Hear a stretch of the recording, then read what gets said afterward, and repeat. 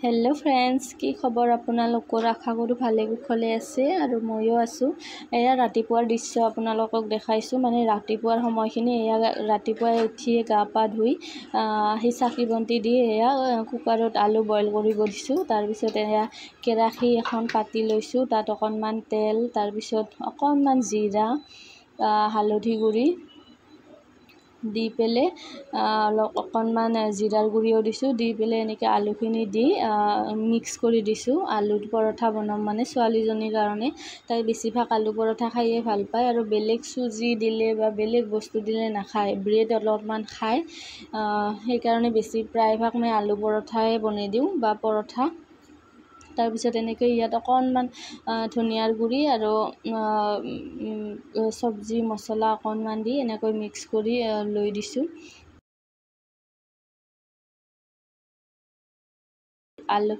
আলুখিনি এনেকৈ ৰুটিৰ ভিতৰত দি দিছোঁ আৰু ধুনীয়াকৈ মই আলু পৰঠাখন বনাই আছোঁ, বেলি আছোঁ।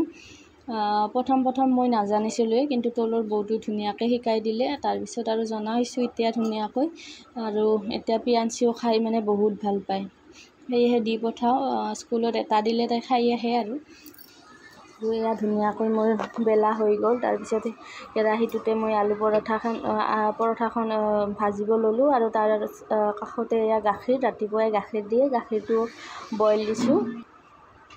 তাৰপিছত ইয়াত আলু পৰঠাখনত মানে ঘি দি ভাজি দিওঁ তাইক, মানে আমিও খালে মানে ঘি দিয়ে খাওঁ।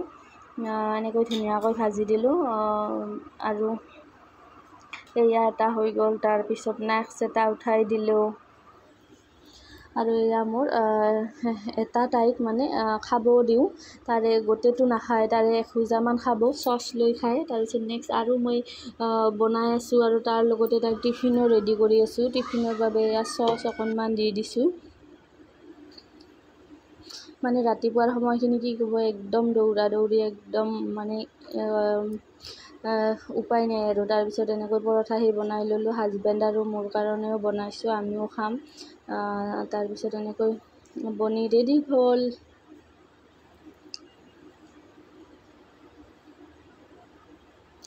আৰু তাৰপিছত এয়া মই তাইৰ কাৰণে টিফিন পেক কৰিছোঁ, আলু পৰঠা। ইয়াত এটা খিজুৰো দি দিছোঁ, খিজুৰৰ বাকলিটো গুচাই।